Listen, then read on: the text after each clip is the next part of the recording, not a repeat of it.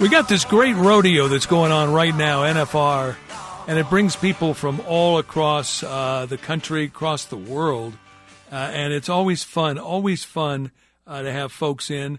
Tyler Lindholm is state director for Wyoming with Americans for Prosperity, and joining us.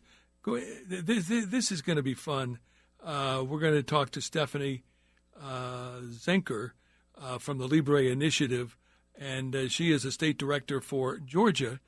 First of all, Stephanie, what brought you to town? Well, the rodeo, of course. So we're extremely excited to be here to support Americans for Prosperity in their first ever National Finals Rodeo sponsorship, which is very exciting. So this is a business trip. Yeah.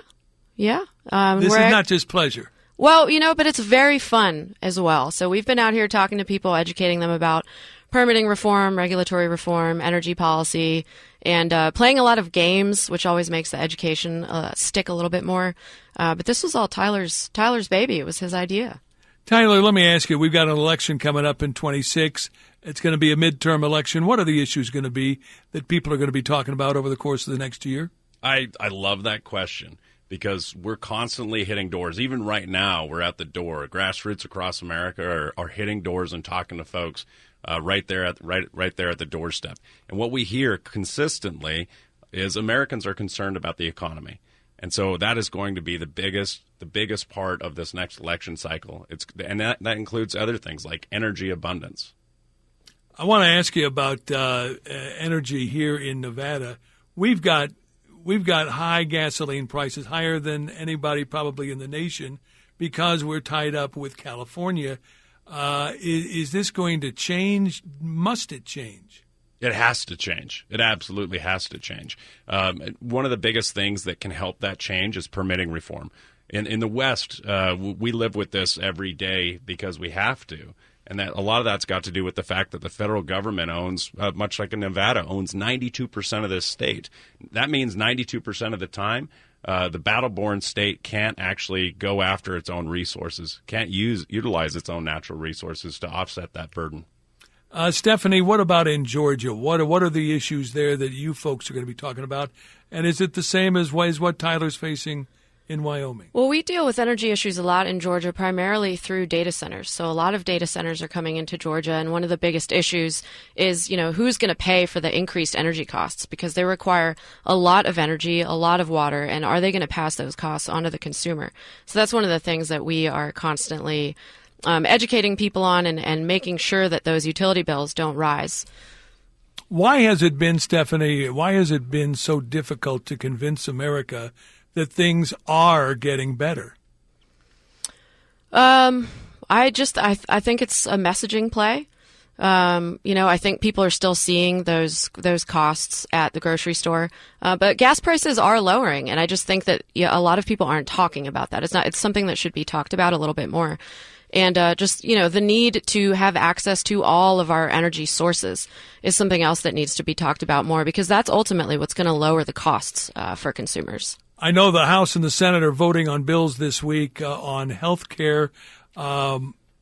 Is that going to change anytime soon? Is it going to change by the first of the year, or is this going to be carried over into 2026? Oh, yeah. So I'll jump on that. I think they're going to have a rigorous debate. I don't think anything changes in the immediate future. Our organization is going to push hard for expansion of health savings accounts and personal options. That's the most important thing that we can do to help your average American actually stretch their tax dollars farther for their own health care. But we do need to put the brakes on these Obamacare subsidies. Well, let me ask you, because, Stephanie, one of the things that's come up in the conversation with members of Congress is, do we let people have their HSAs, or do we let the people, not just the HSAs, but the insurance companies, or is it going to be the insurance companies that end up keeping this money? Well, the ACA was an absolute disaster. It essentially allowed the American taxpayer to fund massive subsidies to insurance companies in the form of tax credits and other subsidies. And a lot of these healthcare plans weren't even being used. I think it was 40% of the healthcare that Americans were mandated to get weren't even being utilized. Nobody filed a single medical claim. And, how can you do that to the American taxpayer? And so I think what we need to do, in the leading proposal on the Republican side, is shifting over to the HSAs, the health savings accounts, and allowing consumers to take control of their health care. I want to get back to affordability. It's a word that nobody had heard of until about 6 months ago. And then everybody was talking about affordability when it comes to things like groceries, housing. In the state of Georgia, are you folks experiencing the problems that apparently other folks around the country are feeling? Absolutely. Yeah. I mean, it's not unique to Georgia, but the Latino community in Georgia is struggling with, cost of living, and that's one of their main priorities. Economic issues, but lowering the cost of living, affordable housing. These are things that we're going to be working on actually a lot in the upcoming legislative session in 2026. And Latino families often have a higher burden because they have two parents, come here to achieve their American dream. They're often both working 2 jobs. They have bigger families. And so they're spending a higher amount of their total income on things like utility bills, on things like groceries, and education for their children. And so that's why it's an issue of outsized proportion, I feel, for the Latino community in Georgia. Tino, let me ask you. The president was in Pennsylvania last night. I thought a masterful speech. Don't know if you got an opportunity to catch any of it. What do you think about the president's messaging? I think the president's messaging is on point, but that being said, I always preach this to everyone, specifically my friends that are in elected office. If you're not talking about the economy, you're losing. So continuing to go down that line of focusing on the economy, focusing on the grocery stores and what we can do there to ensure that the average American isn't seeing this hike in inflation that's continuing to hurt us. How can people help you at either Americans for Prosperity or the LIBRE initiative? What is it that you need from my listeners that can help you? Make contact with us. If you can go to americansforprosperity.org, that would be tremendously helpful. Check us out, read up on us.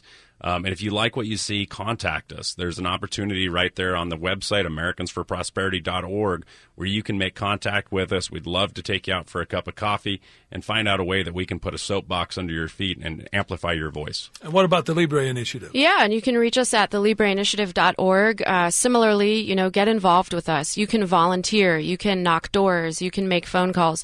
You can get out there and talk directly with the community, which is what we need. Education on these issues, on permitting reform, regulatory reform, on the benefits of limited government, free market policies is something that is sorely lacking, specifically with the Latino community, and it's just so necessary. And the way to really make it stick and the way to really make that connection is that face-to-face door interaction. So go to libreinitiative.org and get involved. Indeed. Enjoy your stay. I hope you will leave a generous cash stipend at one of our lovely casinos so that I can have no state income tax. Well, I lost $20 in less than 30 seconds, and no. that was all I needed at a slot machine. I tried it, but I was like, I'm out.